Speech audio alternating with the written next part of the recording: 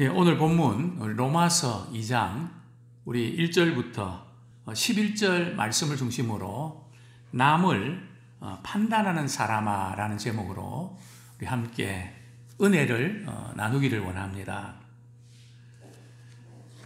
로마서 우리 1장 우리 24절부터 32절까지 보면 이방인들이 마음에 하나님 두기를 싫어하고 그래서 상실한 마음을 갖고 합당치 못한 일을 하게 됩니다. 뿐만 아니라 이런 일을 행하면 영적으로 죽음에 이른다는 것을 알면서도 자신도 행하고 다른 사람들한테도 괜찮다 부추기는, 그래서 이방인에 대한 그런 일반적인 범죄에 대해서 지적을 합니다. 바울이 로마서를 이렇게 써서 보낼 때에 이 편지를 읽었던 사람들은 헬라인도 있고 또 유대인도 있고 여러 분의 사람이 있었습니다. 그래서 그 편지를 읽으면서 아마도 유대인들은 고개를 끄덕끄덕 하면서 우리는 그렇게 살지 않는다. 이방인들이니까 이렇게 하나님 없이 또 동성애 그 죄도 짓고 부끄러운 일도 행하고 합당치 못한 그 일들 21가지 죄를 짓지, 우리는 하나님 잘 믿는 백성인데 나하고는 또 우리하고는 상관이 없다. 그렇게 받아들였을 겁니다. 그래서 오늘 우리 로마서 2장 1절부터 11절은 그게 아니다. 너희들은 믿음 생활 잘한다고 이방인들 판단하지만 너희들도 똑같은 일을 하고 있다. 우리가 신앙생활을 이렇게 오래 하다 보면 의인의식이 있습니다. 나는 믿음 생활 잘하고 기도 생활도 잘하고 봉사도 열심히 하고 나 같은 사람이 천국 못 들어가면 말도 안 된다. 다른 저런 성도들은 모를까?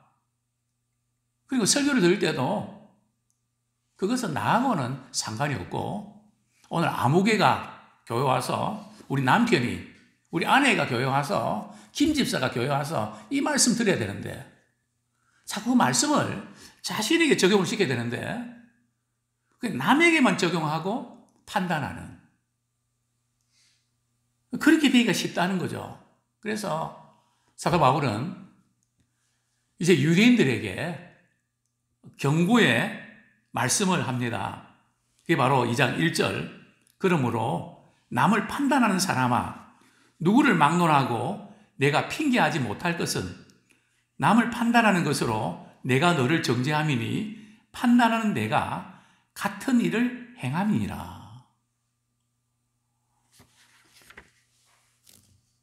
남을 판단하는 사람아. 자, 이 대목에서 우리 믿음의 사람들은 판단을 하면 안 되는 걸까요? 이전에 우리 개역 한글이죠. 거기는 남을 비판하는 사람아. 그렇게 번역되어 있습니다. 비판하거나 판단하는 거. 그렇게 하면 안 되는 걸까요? 근데 오늘 본문은 남을 판단하는 것이 그게 얼마나 무서운 죄악을 짓는지 아냐. 이 부분을 강조하고 있습니다. 그래서 먼저 이 부분에서 우리가 조금 짚고 넘어야 될 부분들은 우리는 분별력을 가져야 됩니다. 또 판단도 할 줄 알아야죠. 그러나 남을 판단하고 정죄하는 그 자리에 들어가면 안 된다는 거죠. 남을 판단하지 마라. 왜 그런가 하면 유대인들은 이방인들 볼 때 자신은 선민의식이 있습니다. 우리는 하나님의 택한 백성이야. 우리는 하나님의 자녀야. 나는 천국 백성이야. 그런 믿음의 자부심을 갖는 건 좋은데 그러다 보니까 믿지 않는 사람, 믿지 않는 남편, 믿지 않는 형제들, 은근히 무시하고 저 사람은 예수 믿지 못할 사람 제껴버리는, 그래서 잘 만나지도 않고 거리감을 두는 이런 상황으로 빠질 수가 있다는 거죠. 근데 왜 하나님께서 유대인들에게 또 오랫동안 신앙생활한 우리들에게 남을 판단하지 말라고 하셨을까요? 왜냐하면 너희 남을 판단하면서도 어떻게 한다고요? 자기도 똑같이 그런 일을 하고 있다는 겁니다. 바로 그 문제죠. 또 예수님께서 마태복음 7장에서 이런 말씀하셨습니다. 비판을 받지 아니하거든 비판하지 말라고. 너희들이 비판하면 그 비판이 너희에게로 다시 돌아온다.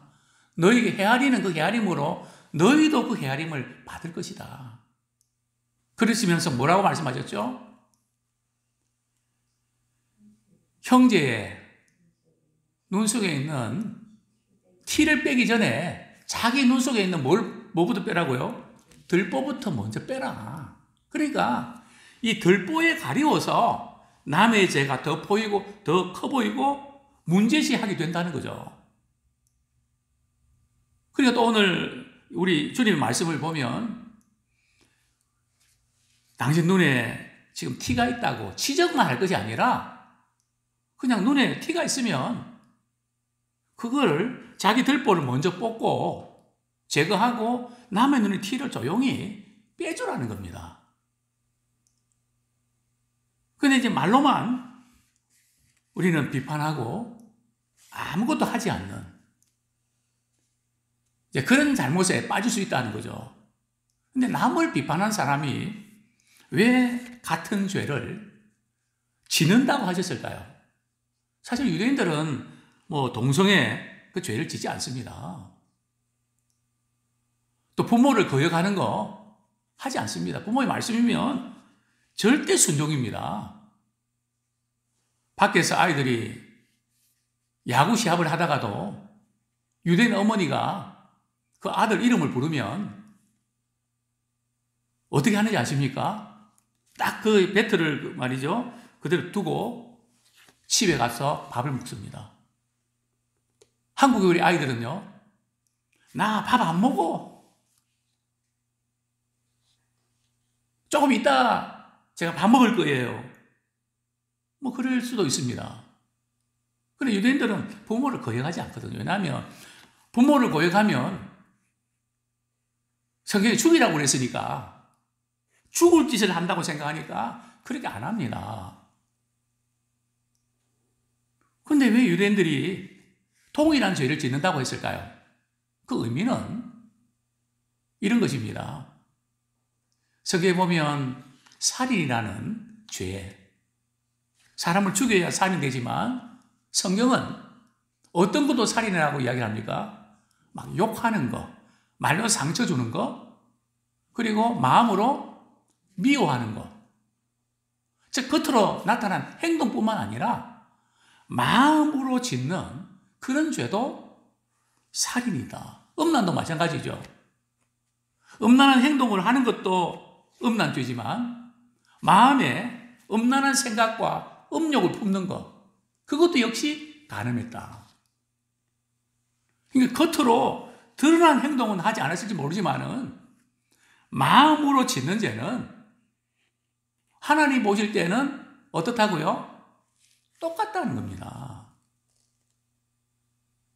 차이가 없다는 거죠. 우리가 볼 때는 뭐 대단한 것 같고 뭐 문제가 많은 것 같고 죽을 죄 지은 것 같고 그렇지만 하나님의 기준에서 볼 때는 모든 사람이 죄를 범하였음에 하나님의 영광에 이르지 못하더니, 하나님 보실 때는 다 문제가 많은 죄인이라는 거죠.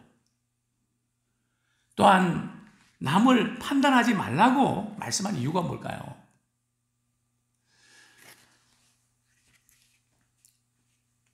어떤 분이 그렇게 이 본문을 해석했습니다. 남을 판단하는 사람은 자기 속에 그런 죄가 들어있다는 겁니다. 그래서 누가 그런 죄를 이렇게 행동을 나타내면 혐오감 때문에 어떻게 저럴 수가 있냐고, 그럴 줄 몰랐다고 막 흥분해갖고 말이죠. 막 그렇게 하는 분들은 사실은 자신이 과거에 그런 죄를 지었거나 마음에 그런 것이 들어있다는 겁니다. 우리 상처라는 게 그렇지 않습니까? 우리 어렸을 때에 부모로부터 상처받았던 그런 어떤 것들이 어른이 되어서도 비슷한 투로 누가 이야기하며 막 그것이 올라와서 막 이렇게 폭발하지 않습니까? 마찬가지로 남을 판단하는 사람은 그 속에 그 동일한 죄를 지은 경험이 있다는 겁니다. 그래서 성경은 이 남을 판단할 때에 프란시스라는 그 성인은 다른 사람의 그런 잘못이 있어서 그걸 좀 고쳐줘야 되겠다. 그럴 때는 이렇게 말했습니다. 그를 위해서 정말 이렇게 아파하고 그를 위해서 눈물 흘리고 정말 그를 사랑하는 그런 마음이 없이는 판단하거나 권면하지 마라. 정말 아파하고 힘들어하는 이런 시간도 없이 그냥 내 생각과 내 감정으로 막 그렇게 판단하지 마라. 그래서 오히려 상대에게 거부감을 느끼고 깊은 상처를 안겨준다. 욥의 새 친구들처럼 말입니다. 자, 어쨌든 남을 판단하는 사람, 참 유대인이고 또 신앙생활을 오래 했던 우리들일 수 있습니다. 그렇게 판단하면서 같은 죄를 짓는다. 자, 우리 2절 말씀 같이 한번 읽겠습니다. 시작. 이런 일을 행하는 자에게 하나님의 심판이 진리대로 되는 줄 우리가 아노라. 자, 여기서 우리는 사람을 비판했는데 그것이 사람에 대한 비판으로 끝나는 것이 아니라 하나님의 심판으로 이어진다는 겁니다. 그렇기 때문에 남을 판단하지 마라. 즉 하나님의 심판은 어떻게 된다고요? 진리대로 된다. 즉 진리의 말씀에 근거해서 심판하신다는 거죠. 그냥 감정적으로 기분에 따라서 그렇게 심판하는 게 아니라 진리의 말씀에 근거해서, 그러니까 우리가 남을 판단할 때에 우리 위에는 누가 계신다고요? 하나님이 계신다는 거죠. 또 그리고 우리도 언젠가 하나님 앞에 우리의 말과 우리의 생각과 우리의 행동 이런 모든 부분에서 심판을 받게 된다는 거죠. 항상 사람에 대한 판단과 하나님의 심판 항상 의식하면서 우리가 지혜롭게 살아내는 우리가 되기를 원합니다. 자, 우리 3절 같이 읽겠습니다. 시작. 이런 일을 행하는 자를 판단하고도 같은 일을 행하는 사람아, 내가 하나님의 심판을 피할 줄로 생각하느냐. 자, 여기서 먼저 또 우리 한 가지 언급하고 싶은 것은, 여기 이 심판은, 판단은 개인적인 판단입니다. 국가에서 죄수를 재판장이 판결하는 그 판단, 그건 당연히 있어야 되죠. 여기서 말하는 이 판단하지 말라는 것은 이 개인적으로 자기 중심의 잣대를 가지고 비판하거나 정죄하지 말라는 겁니다. 당연히 법적인 심판 앞에서는 죄를 지은 사람들은 형벌을 줄 수밖에 없는 거죠.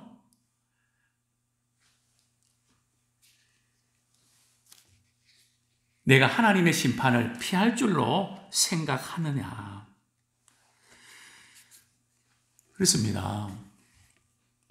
우리 하나님께서 진리에 근거해서 언젠가 심판하시는데, 그래서 늘 우리는 때로는 사랑과의 관계에서 갈등하고 힘들어하지만 하나님이 그 부분에서 어떻게 생각하실까? 항상 이 하나님의 마지막 최후의 판단, 그것을 늘 의식하고 자신을 돌아보기를 원합니다. 우리 4절 말씀 우리 같이 한번 읽겠습니다. 시작. 혹 내가 하나님의 인자하심이 너를 인도하여 회개하게 하심을 알지 못하여 그의 인자하심과 용납하심과 길이 참으심이 풍성함을 멸시하느냐. 유대인들은 자신들은 특권 의식을 가지고 있으면서 남을 쉽게 판단했습니다. 그들은 자신이 어렵다고 생각했지, 우리 하나님께서 우리를 긍휼히 여겨주셔서 은혜로 자신들을 선택해 주셨다는 사실을 그들은 받아들이지 않았습니다. 그러다 보니까 하나님의 그 인자하심, 오래 참으심, 그것을 자기에는 적용하지 않고 이방인들에게 너희들은 죄받아서 지옥 가야 되고 너희들은 그렇게 살았기 때문에 구원받지 못하고, 그러니까 자꾸 판단하게 되는 거죠. 근데 하나님의 그 인자하심과 또 길이 참으심, 용납하심을 자기에게 적용해야 되는데 자신들은 해당 상없음으로 생각했다는 거죠. 그러면서 하나님의 인자하심에 대해서 자기들은 그렇게 해도 괜찮다고 생각하고 자꾸 죄를 짓는다는 거죠. 이것은 유대인뿐만 아니고 우리도 마찬가지입니다. 우리 하나님께서 그때그때 죄를 지으면 심판하시면 좋은데, 저도 목회하면서 어떤 속상하면 하나님, 아무개 성도님이 잘못하면 좀 한번 하나님 계신 것을 나타내 보여주셔야 교회가 질서가 서지 않습니까? 그래도 넘어가고 그러니까 자꾸 죄를 짓고 문제를 일으키지 않습니까? 좀 하나님의 살아계심을 나타내 주십시오. 우리 기도하고 나서 마음에 아이고 기도 잘못했대. 감정과 기분은 그렇지만 좀 하나님 오랫동안 참아주시고 용납해 주셔서 내가 여기 있는데 너는 왜 그렇게 생각하니? 그런 기도 하면 안 되죠. 그래서 하나님의 그 인자하심을 나에게도 적용시켜야 되는데 우리는 오히려 괜찮다고 더 죄를 짓는 그쪽으로 빠진단 말이죠. 그러면 하나님의 인자하심과 용납하심, 길이 참으심의 풍성함을 멸시하게 되는 거죠. 그래서 우리는 사람과의 관계에서 그 사람이 그럴 줄 몰랐다고, 나는 절대로 그렇게 하지 않는다고. 사실은 그런 사람은 자기 자신을 정확하게 모르는 사람입니다. 하나님 앞에서 자신의 모습을 발견하는 사람은 어떤 사람이 정말 심각한 죄를 지었다 할지라도 자신을 돌아보게 됩니다. 나도 그 속에 미움이 있고 폭발하면 나도 얼마든지 그럴 가능성이 있는데 하나님의 은혜로 하나님께서 막아주시고 지켜주셔서 내가 여기까지 올 수 있었구나. 그런 마음으로 상대를 바라보면 용서가 되고 이해도 되고 용납도 됩니다. 내 기준에서 보면은 안 되지만 하나님이 나한테 어떻게 주셨지? 항상 우리는 사람과의 관계에 있어서도 하나님이 나를 어떻게 주셨는지 그 하나님이 그 사랑의 차원에서 상대를 바라보고 우리 느낌, 감정, 생각을 믿음으로 우리가 이기는 자가 되기를 소원합니다. 자, 이렇게 하나님의 그 인자하심을 이렇게 무시하고 남에게만 적용하면서 그냥 자기 생각대로 나가는 사람에게는 어떤 일이 벌어질까요? 우리 5절 말씀 같이 읽겠습니다. 시작. 다만 내 고집과 회개하지 아니한 마음을 따라 진노의 날, 곧 하나님의 의로우신 심판이 나타나는 그날에 이 말 진노를 내게 쌓는도다. 여기 보면 내 고집과, 우리 하나님이 가장 싫어하는 사람이 누군지 아십니까? 고집 센 사람입니다. 저도 고집 좀 세거든요. 고집 센 사람의 특징은 뭔가 하면 교만합니다. 자기밖에 모르고 자기만 옳다 그러고 자기 생각도 안 되면 참지를 못하는, 자기로 똘똘 뭉쳐져 있는,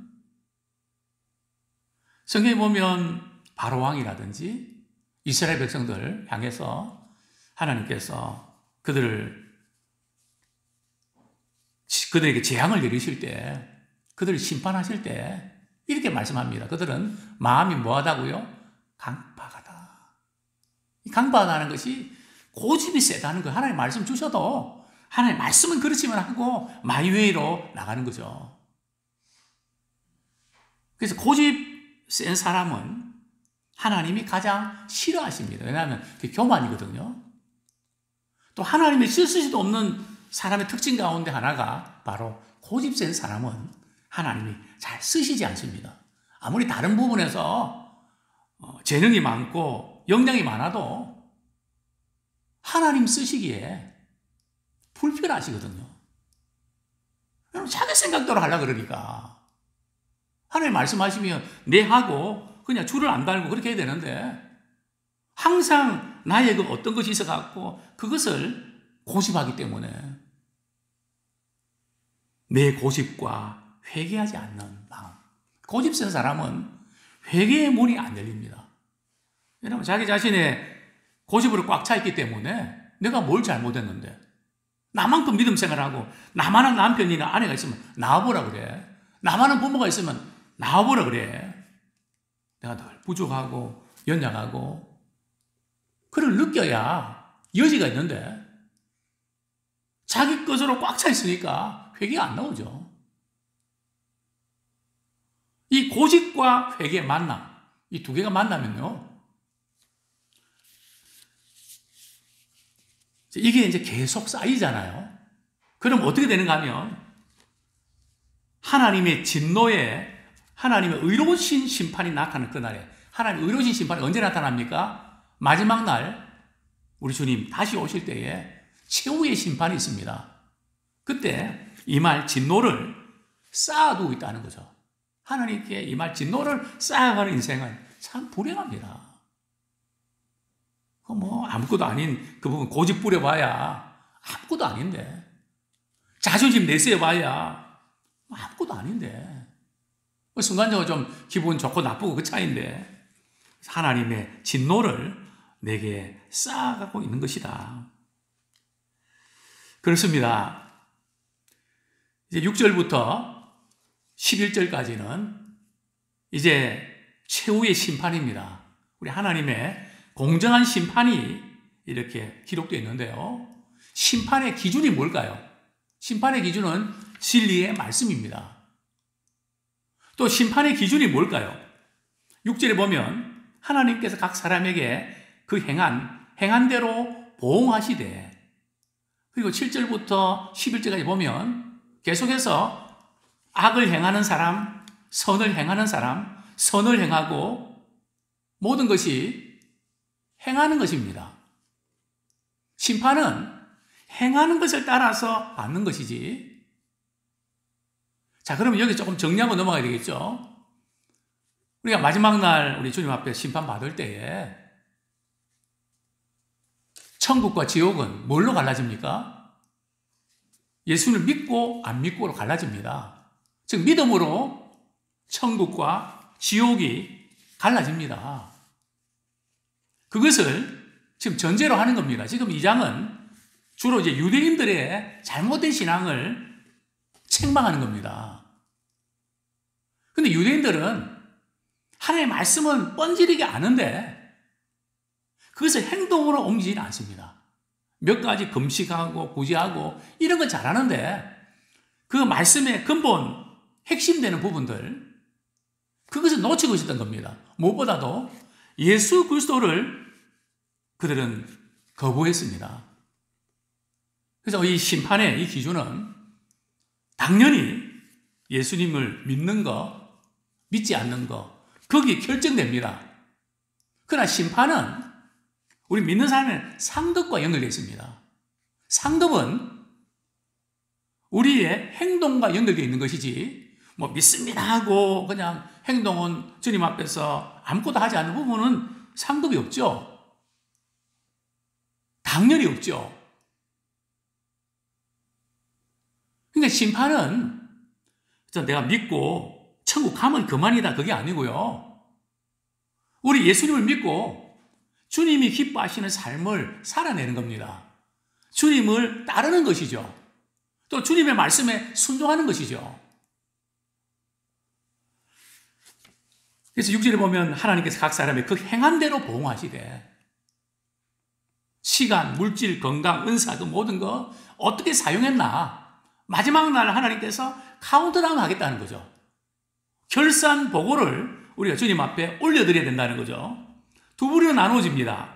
7절 같이 읽겠습니다. 7절, 8절 시작. 참고 선을 행하여 영광과 존귀와 썩지 아니함을 구하는 자에게는 영생으로 하시고 오직 당을 지어 진리를 따르지 아니하고 불의를 따르는 자에게는 진노와 분노로 하시리라.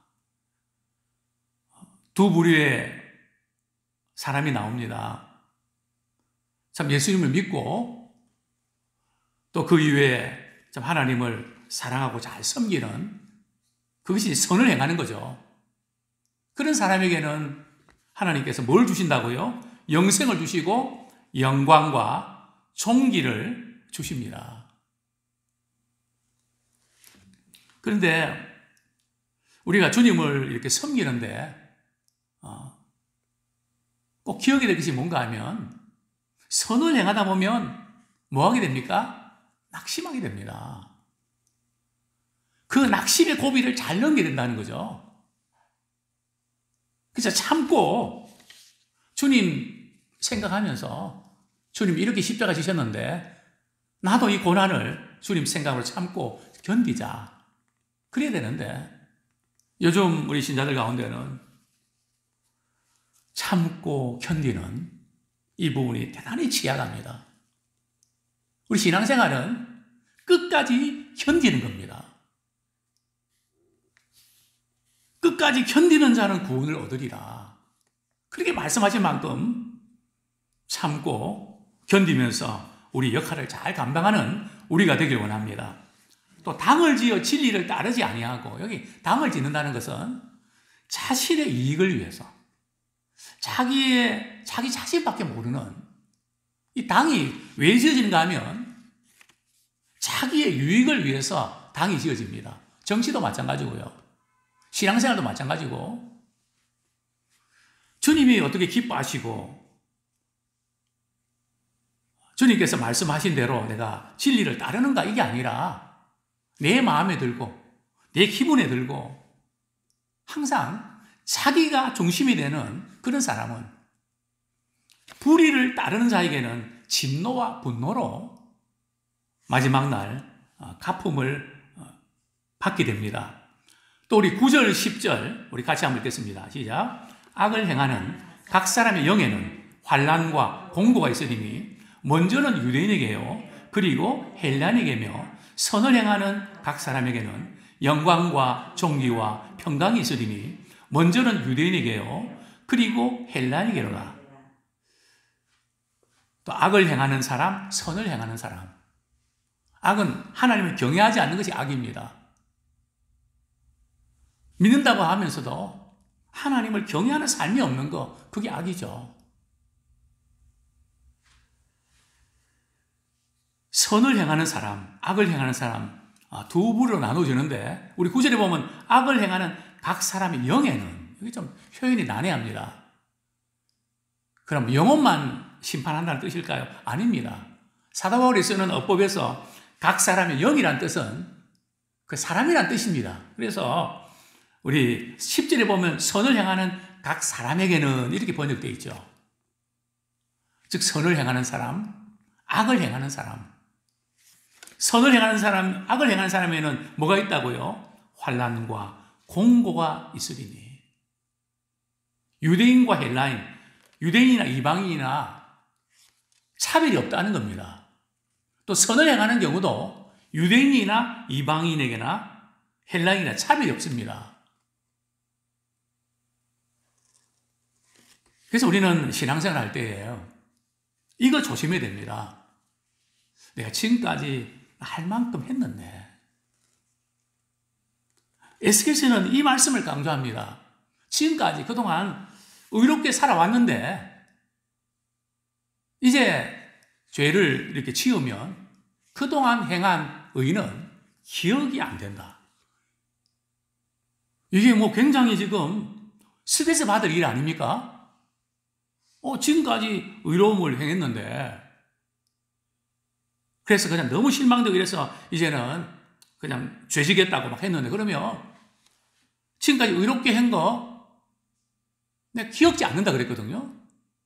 또 반면에 지금까지 그동안 악을 행했는데 지금부터 내가 예수님 믿고 믿음 생활 잘한다 그러면 과거에 잘못한 거 내가 기억하지 않는다는 거죠. 이게 무슨 뜻일까요? 뭐 그냥 사고치고 막 그렇게 하다가 막판에 잘못하면 된다는 걸까요? 그게 아닙니다. 신앙은 과거에 내가 얼마나, 왕년에 내가 얼마나 봉사하고 얼마나 잘했는가, 그거 자랑할 것이 아니라 주님 오시는 그날까지 계속해서 하나님을 경외하고 믿음으로 잘 섬기라는 뜻입니다. 또 성경은 이렇게 말씀하시죠. 예수님께서 이렇게 말씀하셨습니다. 먼저 된 자가 나중되고 나중된 자가 먼저 되는, 이런 사람이 적다고요, 많다고요? 많다 그랬거든요. 이 먼저 된 사람은 유대인입니다. 나중되는 이방인이거든요. 이게 무슨 뜻일까요? 정말 우리는 주님 앞에 서는 그날까지 중간에 쉬지 말고 믿음의 경주를 잘 이렇게 완주하고 끝까지 믿음으로 잘 달려가서 승리하는 자가 되라는 것입니다. 뭐 과거에 한 것은 다 필요 없다는 그 뜻이 아니고요. 신앙은 여기까지가 아니라 끝까지입니다. 이제 말씀 맺겠습니다. 11절 말씀 같이 읽겠습니다. 시작. 이는 하나님께서 외모로 사람을 취하지 아니하십니다. 우리 하나님은 목회자라고 선교사라고 잘 봐주는 거 아닙니다. 직분자라고 잘 봐주고 평신도라고 차별하는 거 아닙니다. 과거에 잘 믿고 지금 잘못 믿는 뭐 그런 어떤 그런 사람이 혜택을 주는 그런 것도 아닙니다. 우리 하나님께서는 우리의 행한 대로 갚아주십니다. 아무쪼록 우리가 주님 앞에 서는 그날까지 이 믿음의 경주를 잘 달려가는 저와 우리 모두가 되기를 축원합니다.